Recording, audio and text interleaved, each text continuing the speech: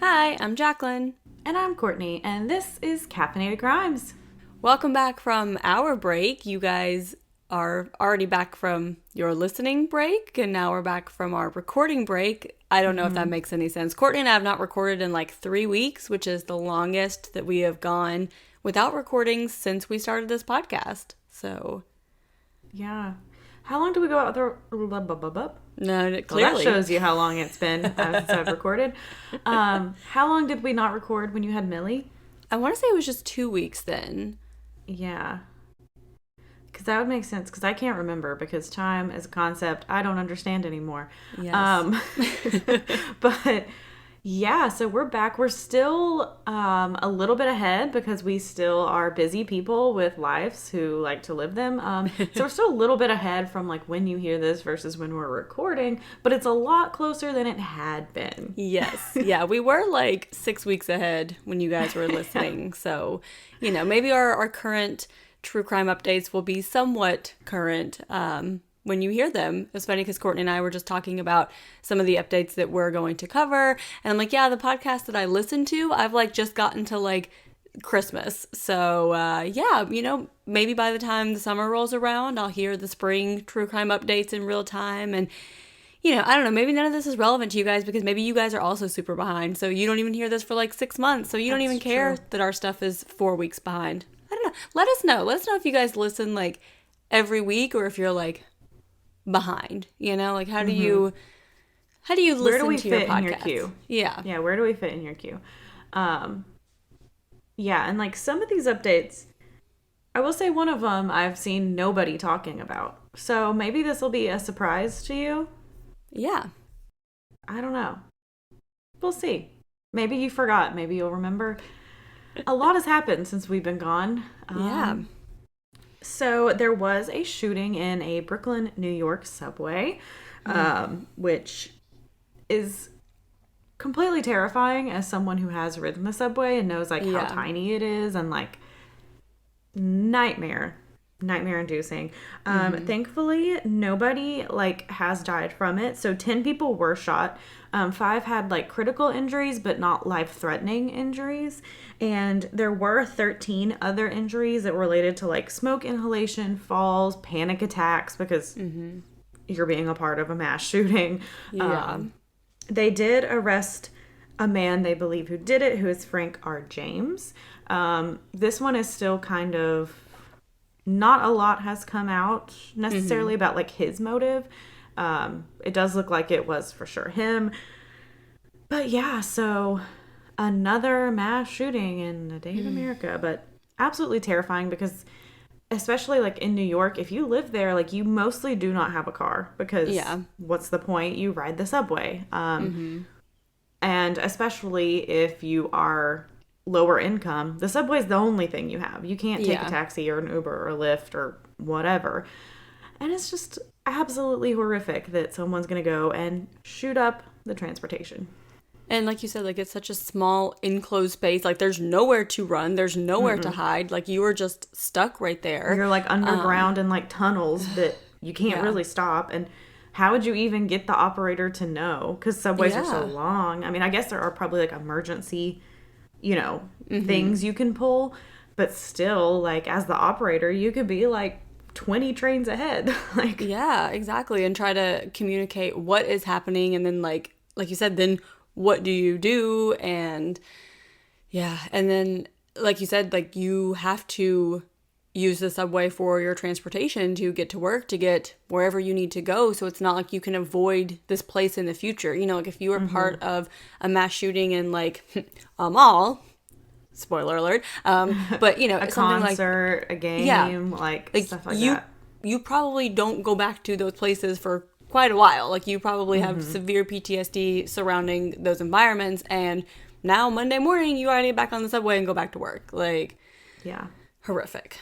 And in South Carolina this week, 57-year-old Richard Bernard Moore is on death row for shooting. So basically he like went to rob, I think it was a gas station. I might be making that up. He went in to rob somewhere, and the person working there had a gun. They wrestled for the gun. He got shot. He shot and killed the man who had the gun. So he was found guilty, and he was sentenced to death, which a lot of people are like, it's not really a thing that you usually Because it was just robbery, not a death. Did he kill the guy? Did you just say that? he did kill him. Yeah, but he that's didn't, not like first-degree murder. Exactly, and he didn't have the weapon. Not that the guy who had the weapon was in the wrong. Like, obviously, this guy committed murder. He should be guilty. But for it to be a death penalty, usually it's first-degree murder. Usually it's, like, extra heinous. Like, this guy was robbing somewhere. Like, he did not enter with a weapon. Yeah. And then he ended up shooting the guy with his own gun. So a lot of people are like, why is this even a death penalty case anyway? But apparently, which I don't know how I missed this. Maybe I was just, like, in my COVID bubble and having a baby, but last year, South Carolina stopped doing lethal injection, and you have to choose between the electric chair and a firing squad, which is absurd that in 2022. Not great option. Yeah, like, can we talk about cruel and unusual punishment here? So so this man, Richard Bernard Moore, has chosen the firing squad.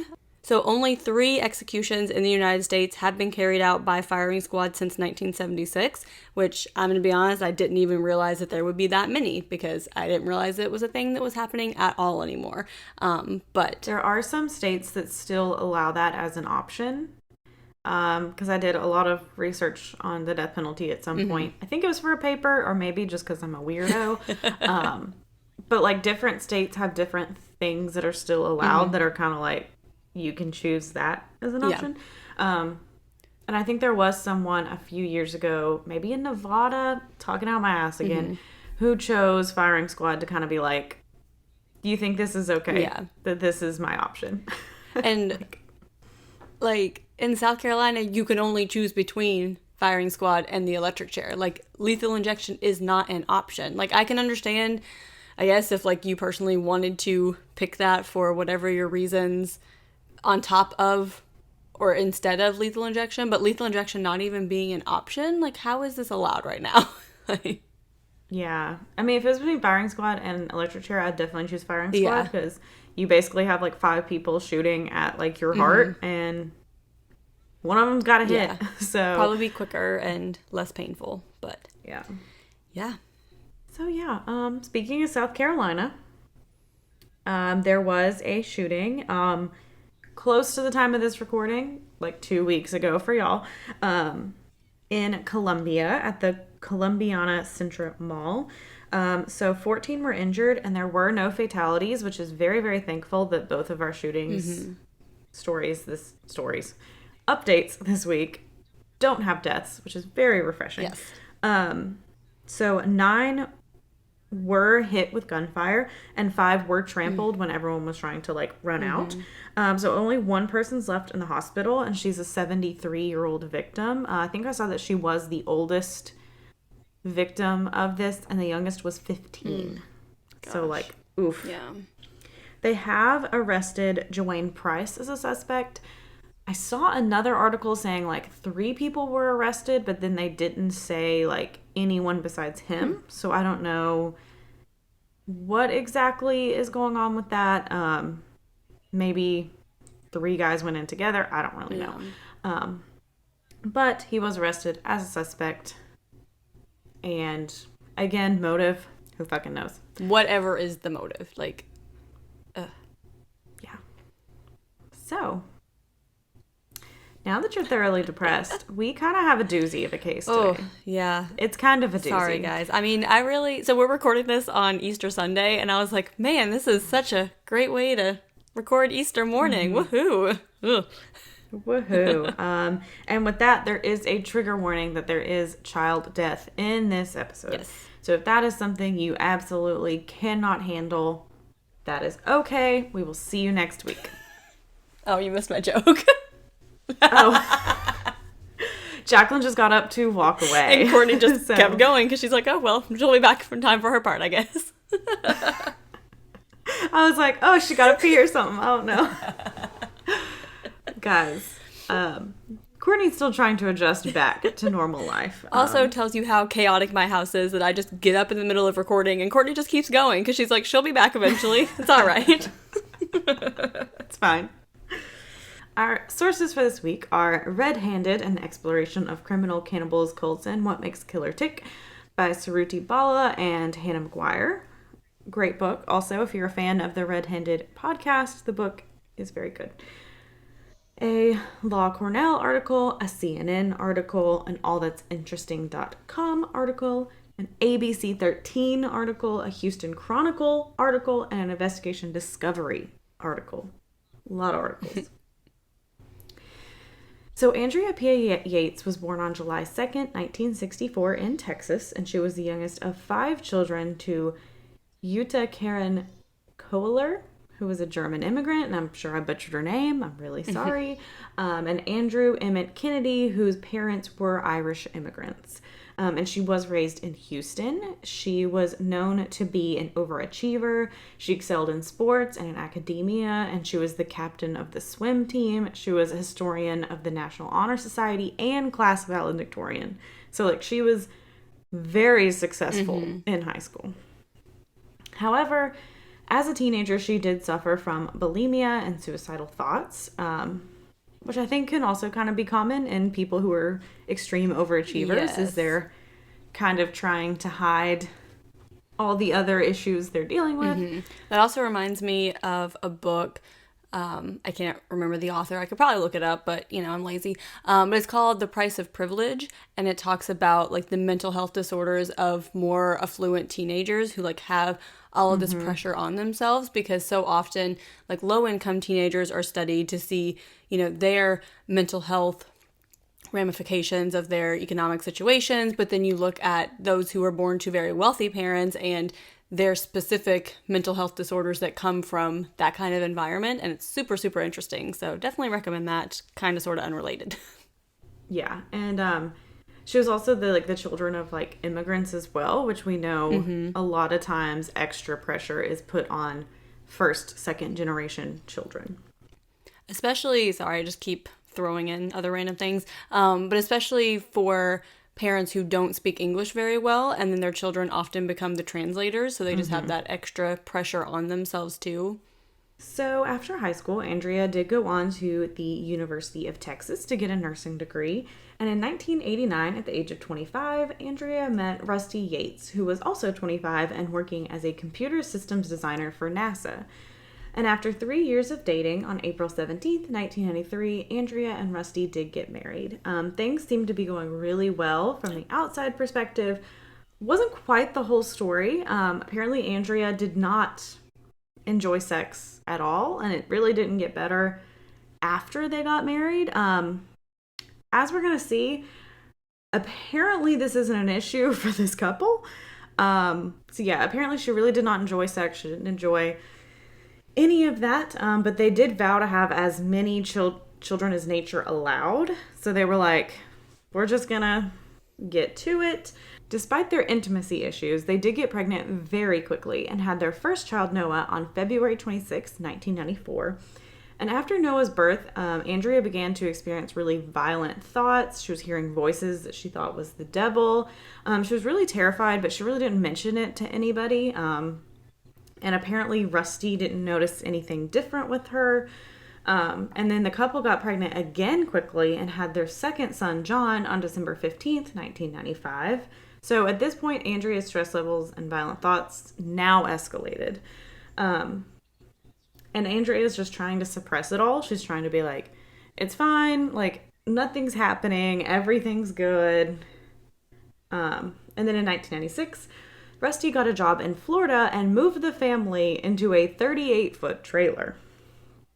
So, Rusty is still unaware of how severe Andrea's condition was, and this move did not help her mental health because, I mean, obviously you're moving her away from her entire family with 2 children under 2 into a 38-foot trailer.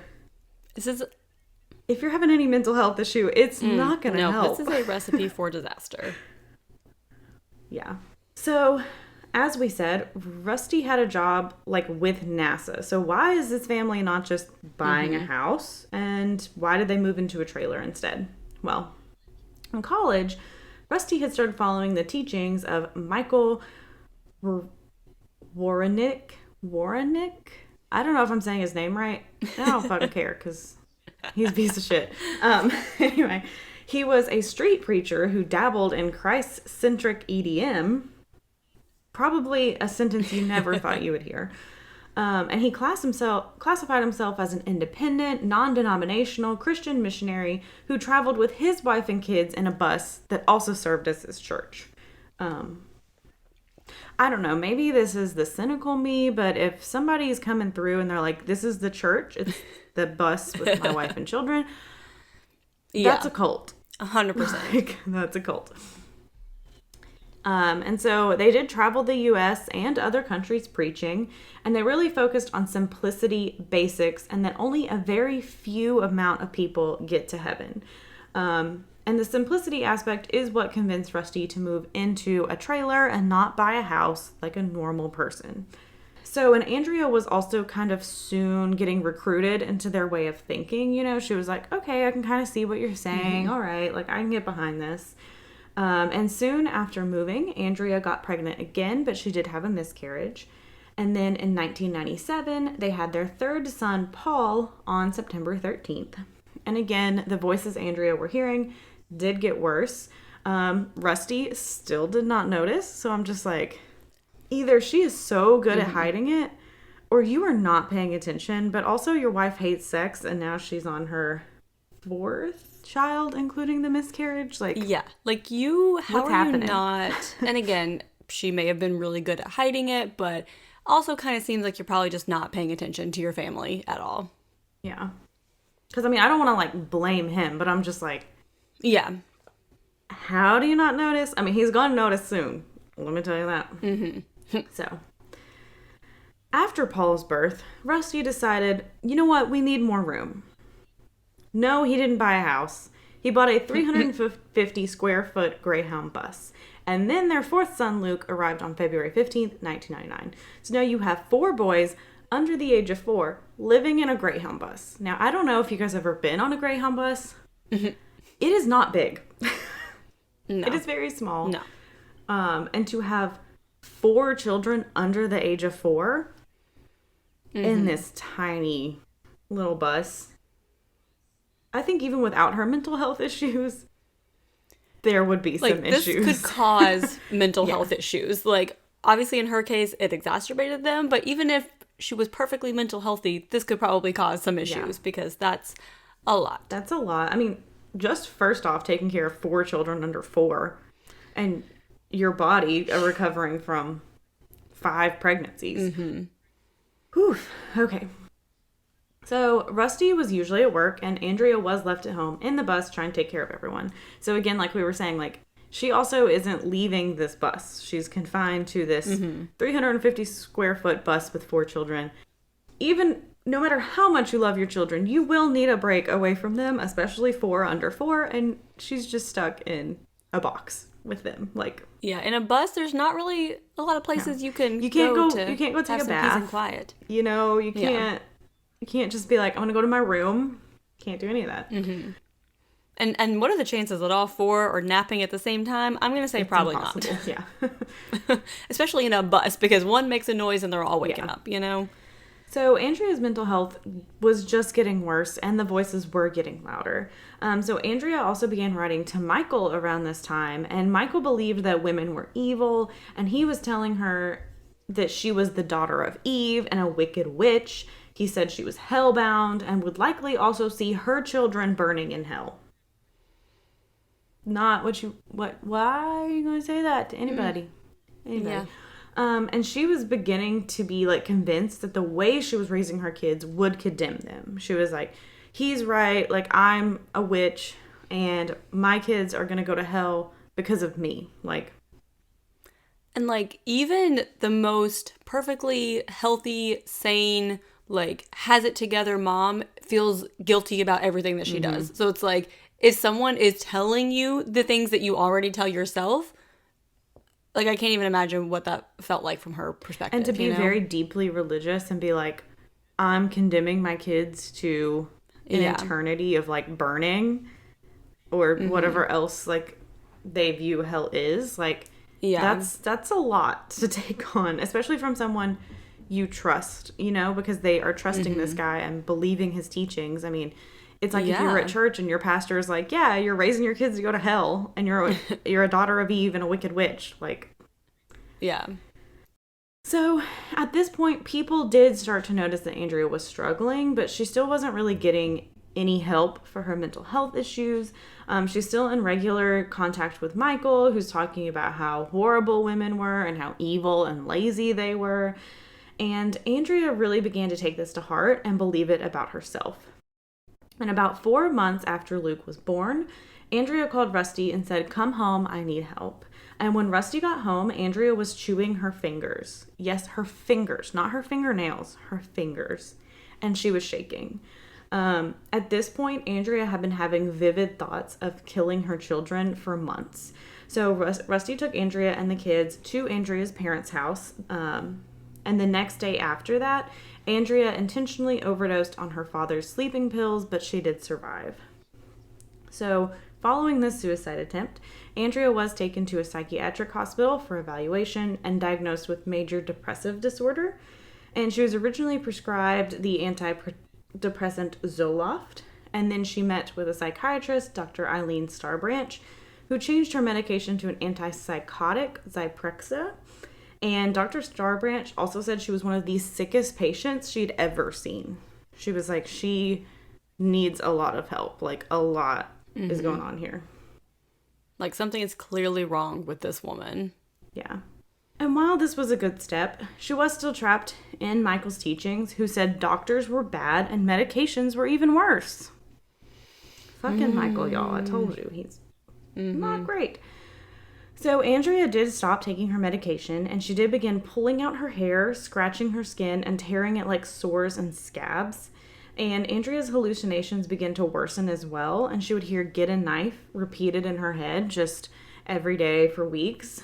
And after weeks of this, she did get a knife one day, and she was so scared that she was going to kill her children, she ended up stabbing herself in the neck. Which is just heartbreaking that you're having these vivid hallucinations, and you're trying so hard to not like she's trying so hard to fight them here. So Rusty saw her and was able to get the knife away and took her back to the hospital. She told the doctor she was having the knife hallucinations more than 10 times in the last few days. So Andrea was now diagnosed with postpartum psychosis and given a dose of Haldol, which is an antipsychotic drug. Postpartum psychosis occurs in about 1 to 2 of every 1,000 births. It's kind of like postpartum depression, but a little different. And most women do recover with the correct treatment. So once it's, seen and treated, you can recover from it. It's not like permanent. Yeah. And it is like, I just want to say that it is a legit condition, because I've seen a lot of people specifically related to this case that are like, oh, like people just make this up because like you're evil. And it's like, no, there are like actual like hormonal things happening in your body after birth that can cause something like this to happen. Like, this isn't a made up diagnosis, Yeah, this whole case is, I got big thoughts. We'll talk about it later. Yeah. So Andrea's doctor thought she might require electroconvulsive therapy, or ECT. And so that does require small electric currents to the brain and kind of alters like the brain chemistry. But Andrea did decline the treatment, and she was sent home with medication and scheduled monthly check-ins. They also told her and Rusty, like, do not have any more children. Just do not. And that's because if she's had it before, which clearly she's had it after every single birth, it's just getting worse, she has a 50 to 80% chance of having another episode with another baby, and the symptoms get worse and are harder to treat, like, with the more children you have. Yeah. So that's why now, like, after 4 children, she's, like, escalating so heavily and, like, having knife hallucinations, like, all that is because it's getting worse each time and it's not being treated. And, like, not to mention your, like, physical health having that many children in such a short number of years. Like, doctors recommend waiting 18 months to get pregnant between births because, like, your body needs that much time to recover. So it's, like, there's just so much going on in her body at this time. Yeah. And being, like, confined all day, like, being... I think she was a stay-at-home mom. I mean, she had 4 kids. So, I mean,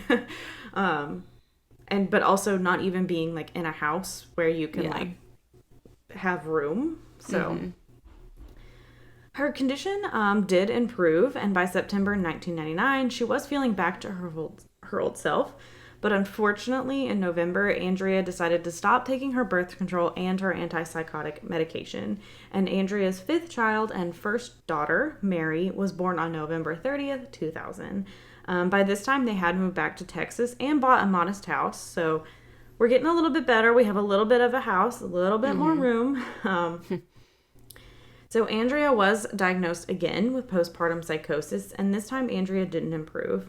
Her father also died around this time, so that's another huge life-changing stressor to take on. And she was reading the Bible obsessively, and her mental health was just continuing to decline. And according to CNN, Andrea went to another new psychiatrist, and they briefly treated her with Haldol, but her prescription did run out on June 4th, 2001. And we are going to take a short little break here. Hi everyone, it's Elise from True Crime Cat Lawyer. That's right, I've combined my 3 favorite things into a podcast: cats, true crime, and lawyering. Every other Thursday, my co-host Winston and I bring you a new case from the Pacific Northwest. Winston is my sassy sidekick with a mustache who can often be found donning a bow tie. In other words, she's my cat. Winston and I are passionate about true crime, and we love doing this podcast. As of this recording, we've released over 30 regular episodes and a few bonus episodes. Our episodes are focused on the victims and sharing their stories, something we take a lot of pride in. We're working hard to produce true crime content in an ethical way. Plus, every quarter, Winston and I donate our ad proceeds and Patreon proceeds to a true crime or animal-related nonprofit organization. If you're from the Pacific Northwest or you just enjoyed true crime, Winston and I would love for you to check out our show. You can find us on all the major podcast platforms like Apple Podcasts, Spotify, Stitcher, iHeartRadio, and Good Pods. We hope you'll join us for some true crime in the Pacific Northwest. Yes, so we left off with Andrea's prescription running out on June 4th, 2001. So on June 20th, Andrea called Rusty and said, "Come home, it's about the kids." So Rusty was confused and asked what was wrong and which one, and she said all of them. When Rusty got home, he saw police cars surrounding his house. And before Andrea had called Rusty, she had called the Houston PD to tell them that she had killed all 5 of her children. And when the police arrived, she was very calm. She let them in. She explained again that she had killed them. She sat down. They said that she just had a disconnected, faraway gaze in her eyes, and she just stopped speaking. Officers found 4 of the children in the master bedroom, and in the bathroom, they found the 5th child face down in the bathtub. Andrea had drowned all of them from youngest to oldest. At the time of their murder, Noah was 7, John was 5, Paul was 3, Luke was 2, and Mary was 6 months old. So police took Andrea into custody, and she gave an 18-minute confession, mostly speaking of the devil and hell. She said maybe in their innocent years, God would take them up in heaven. And when asked what would have happened if she hadn't killed them, she said they would have continued stumbling and ended up in hell. She did consistently say she loved her children, but that she kept hearing voices that told her she was the devil, and because of her evil, her children were doomed as well. So again, this goes back to Michael's teachings that you are sentencing your children to hell, and in her mind, she's like, I can save them by killing them now because they're innocent and they'll go to heaven before they're even more corrupted. So Andrea was tried in Texas, and Texas uses the McNaughton rule, which basically states that all defendants are considered sane unless they can prove that their state of mind at the time of the crime caused them to not know what they were doing or knew what they were doing but didn't know that it was wrong. So it's up to the defendant and the defendant's attorney to prove sanity or insanity, and under this rule, there's no discussion of the difference between legally wrong and morally wrong. So from the beginning, Andrea kept saying that she needed to be punished. She said that she was a terrible mother and she wanted to plead guilty, and she thought that when the state punished her, that Satan would be destroyed. So upon hearing this, her attorney, Wendell Odom, convinced her to plead not guilty by reason of insanity. On February 18th, 2002, Andrea was deemed fit to stand trial. Her defense was going to go for the insanity, while the state was going to seek the death penalty. So the state tried to focus not on her history of mental illness, but whether she knew killing her children was wrong. So they focused on the fact that her oldest child, Noah, was killed last. They claimed that this was purposeful because she knew that he would fight and alert the other kids. So they're trying to say that she was like making reasoned decisions at this time. So again, it doesn't really, I don't want to say it doesn't matter, but it doesn't really fall under what they're going for, you know? Yeah. But that was their angle.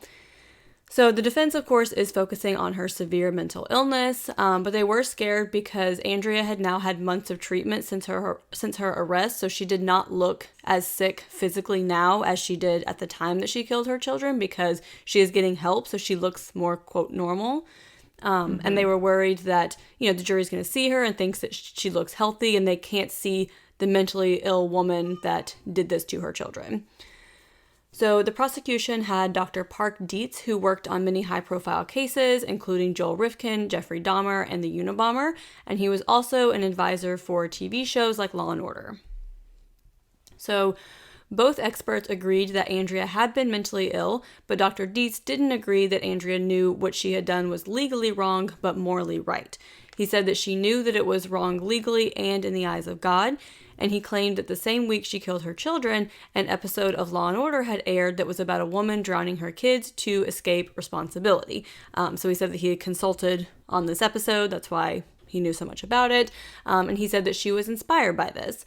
So the jury deliberated and found Andrea guilty, but they did not give the death penalty, and she was sentenced to life in prison. So after the trial, the defense found that actually no episode of Law & Order like the one Dr. Dietz described existed. He just had it confused with something. He made it up. Who knows? But that absolutely did not happen. So that's a pretty significant thing to tell a jury, like, this specific thing was on TV the very week that she killed her children. That makes it look way more premeditated.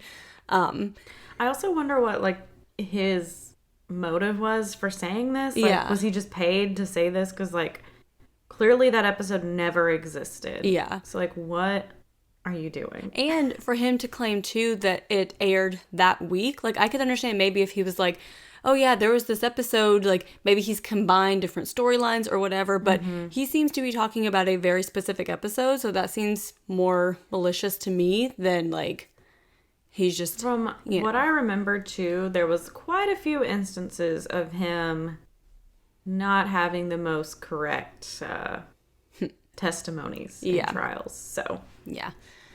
So the defense also found 19 points of error. So on June 26, 2006, Andrea did get a new trial. And this time she was found not guilty by reason of insanity. She was sent to Kerrville State Hospital for treatment, and she is still there today. And in order to be released, she would have to pass a psychiatric review that would assess if she is a danger to herself or others. However, Andrea has denied every opportunity because she feels like she deserves to be punished. So she's like, I don't want to get out. I deserve to be here. In 2002, the Yates Children Memorial Fund was established in honor of the Yates children and to raise awareness of postpartum depression and psychosis. Rusty initially stood by Andrea and said how much she loved her kids, but they did get divorced on March 17th, 2005. And many have questioned Rusty and why he would leave her alone with her children knowing that she had been having these mental health issues. I mean, again, this isn't just like a mild depression. Like, she has been hospitalized for thoughts of killing her children, and she found her stabbing herself in the neck because she was trying not to stab her children. Yeah, like, how did you not see that this was going to happen, you know? But he did say that he thought she would be fine because his mother was supposed to come over shortly after he left for work. Rusty did remarry and had another son with his second wife, but they later divorced. He does regularly call Andrea and visits her about once a year. He says he forgives her for what she did. He says he always blamed her illness and not her, but he was also known to blame her doctors as well. He told CBS News if they had given her the same medicine that worked before, if they left her in the hospital until she was well, any number of things in her medical treatment, this never would have happened. Which, I mean, agree, but also you are this child's father too, and you also have a responsibility to protect your family. So even though she has been released and she's now, like, what would you be doing with your children if she was hospitalized? You should be doing that now, even while she's here with her children, because you recognize that she's a danger to them and herself. And the thing is, too, like, Andrea was being told doctors and medication is evil. Yeah. And a hospital cannot force you to stay. Yeah. I mean, they can't. Like, if you're like, I am leaving, it's not like the nurses and doctors can just, like, strap you down against your will. That's a lawsuit. Yeah. So, I get it, but also, like, you should have been a little bit more supportive of your wife. I mean, I think this is just, I don't want to say it's like Rusty's fault or anything like that. And I do like that he does, you know, say like, this is her mental illness. It was not her. Like, he's not like bashing her. But yeah, it's like, I don't know if you can blame the doctors here because they were like, don't have more children. Here's your medicine. And it wasn't kept up, you know? Yeah, because that's the thing. Like, they gave her medicine. They gave her advice. She did not follow it. She stopped taking the medicine. Like, they did, like you said, to the extent of what they could legally do. We also feel like Rusty is downplaying Michael's role in this. So Michael Warneck, whatever the fuck his name is, still remains very active in his preaching. But he dismisses the allegations that either him or Rusty had anything to do with Andrea murdering her children. He's like, I had nothing to do with this. And I'm like, you told this woman that she was the devil and that she was sending her children to hell with the way that she was raising them. Now, again, like, saying that to someone does not mean that, like, you are responsible for the death of these children, but like, you don't think that played a role at all? You don't think that had anything to do with this? And I do wonder what would have happened if they did not follow this man's preaching. Yeah. Like, what would have happened if they hadn't moved into a trailer or a Greyhound bus? What would have happened if she wasn't in contact with him and thinking that getting help or taking medication was evil? Or what would happen if she wasn't being told your children are going to hell? Yeah. You know, because I think this case is so different from the ones we hear of, like, when mothers kill their children. So this one was compared a lot to Susan Smith. If you remember that case we did. Even, like, Diane Downs, like, those kind of cases, it's compared heavily to those two. And I don't think it's the same. No. I don't think it's the same at all.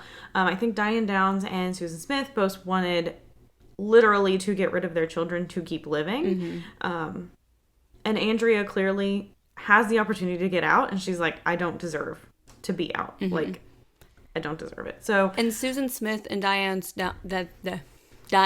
Downs too, both of them like made up stories about what happened and like went on the news and were like seeking attention and pleading for like, poor me and my children. And Andrea immediately called the police and said she murdered her children. Like, yeah. And was saying like, I know this is wrong, but like in her mental illness was like, this is the only way to save my children. Yeah. You know what I mean? Like, mental illness is very, very real. It's a very real thing. And I don't think it's the same as Susan Smith. Like, Susan Smith was just trying to get rid of her kids. Diane Downs was just trying to get rid of her kids. Like, this is someone who, like, if she had been mentally well, would never have killed her children to escape responsibility or any of that. Yeah. And she was, like, dragged through the media. And, like, I get it because it's a mom who murders her kids and people feel very passionately about that. yes. But there is a bigger picture here. And these are the times when an insanity defense is legitimate. This is the reason why an insanity defense needs to exist. And again, she is still locked away. She has no freedoms. Like, she is not out living in society. She probably could be at this point if she were willing to undergo that evaluation, but she doesn't want to because she also recognizes now what she did was wrong and that she should be punished and that she shouldn't be out in society. Again, but does this woman deserve to be in prison? Does this woman meet the same qualification, whatever, of someone who murders her children like Diane Downs or Susan Smith, or these people who think it through, who blame other people, who have this big elaborate story of what happened? Like, they're not the same situations. And I do think now with her retrial, she is where she needs to be. Yeah. Like, in a psychiatric hospital. Absolutely. The first time, like, in that prison, like, you are not going to get psychiatric help in prison. So I definitely think she is, like, where she should be. Yeah. And her attorney, George Parnham, still visits her and says that she still grieves her children and what she did. So again, she recognizes now, at the time she was not able to, but now she recognizes what she did. And that is the murder of Noah, John, Paul, Luke, and Mary Yates. And it's absolutely tragic because they are the victims. Like, they did lose their life. They were children. Like, it's so, like, horrific. Like, but yeah, it's such a bigger story than what people want to, like, simplify it down to. Yeah. You know, like, they're like, oh, it's just a mom who murdered her children. Who could ever do that? And it's like, there's more here, though. There's more. Like Courtney said, like, mental illness is real. It is severe. It can lead to things like this. I feel like most of the time when an insanity defense is used, it's bullshit, like, honestly. And, like, you know, the psychiatrists that interview them discover that, and so on and so forth. But again, this is a case that truly, like, I know in all like textbooks, like when you talk about the insanity defense, like, this is something that's brought up because it's a case where it was legitimate and is the reason that it should exist at all. Yeah. So yeah, so tragic. Let's try to bring this up a little bit on this lovely Easter Sunday. Courtney, what is your perk of the week? Guys, my perk of the week is I got married. Yes. It happened. I joked last time you heard me about, or one of the last two, being like, I'm married. We'll see if it goes through. It did. It all worked. Everything's fine.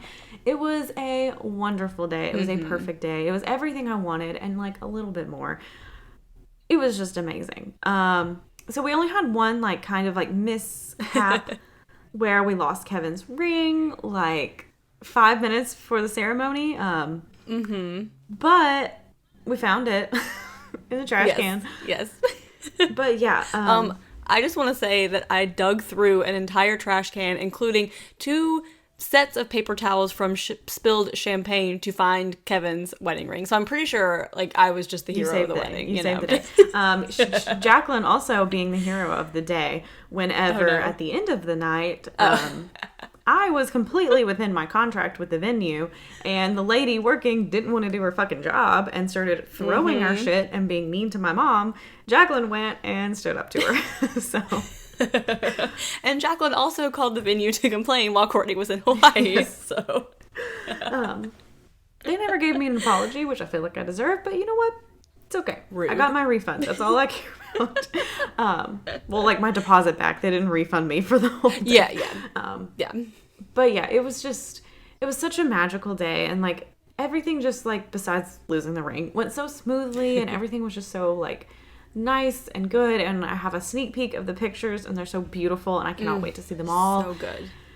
And it was just a perfect day. And I actually said this recently where, like, up until, like, 3 days before, I was like, Kevin, like, why didn't we just elope? Like, why did we put ourselves through this? Why am I doing all this? Like, this is too stressful. This is too much. But then, like, day of, with, like, how perfect it was, the food was good, the alcohol was good, the DJ was amazing. Like, it was just perfect. It was a perfect day.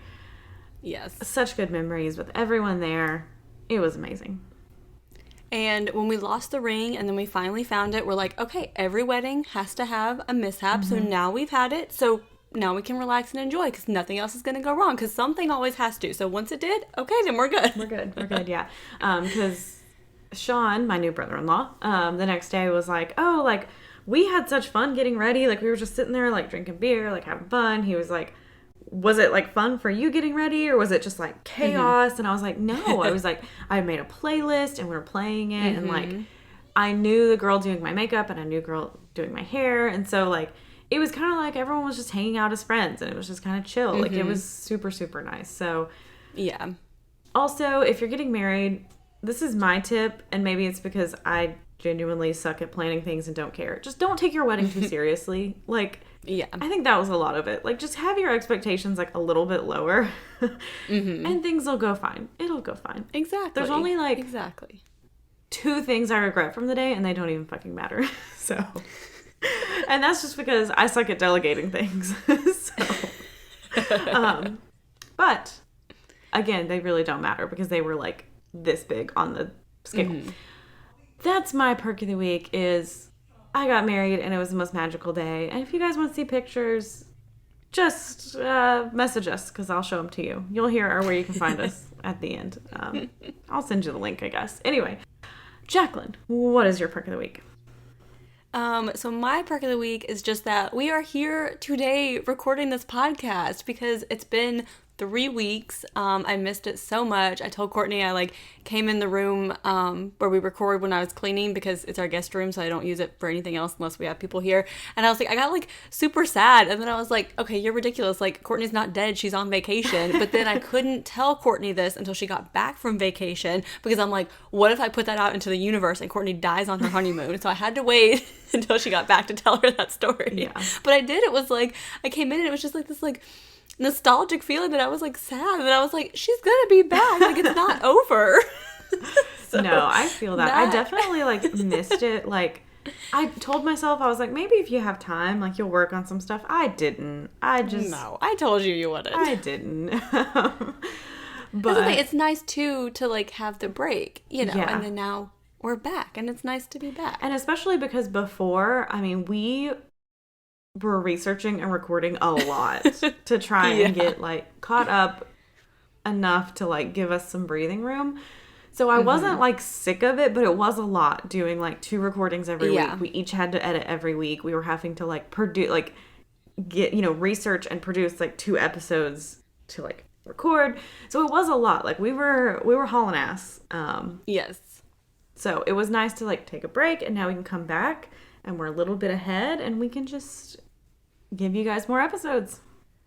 And, while on our break, Jaclyn decided to tackle a very big one that I'm, just knee-deep in it right now. Yeah. So hopefully that one comes together sooner rather than later.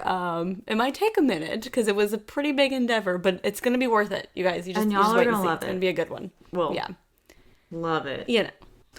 As much as you love these stories, right? So yeah, if you want to see Courtney's wedding pictures, then you want to send us a message and we'll send them to you. Send us your wedding pictures, all the fun stuff. We are on Instagram at Caffeinated Crimes Pod. We are on Twitter at Caff Crimes Pod. We are on Facebook at Caffeinated Crimes Podcast. What else am I missing? I lost my train of thought. Email. You can email us at caffeinatedcrimespod@gmail.com. We're on YouTube, Caffeinated Crimes Podcast, TikTok at Caffeinated Crimes.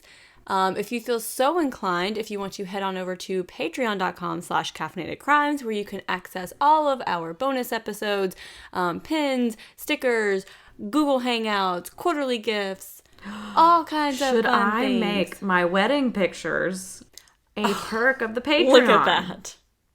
Do you guys care enough What if about I did Courtney's that? pictures to see them on Patreon? Let us know. I'm going to post them on Patreon once we get done here. At least the link. I don't know.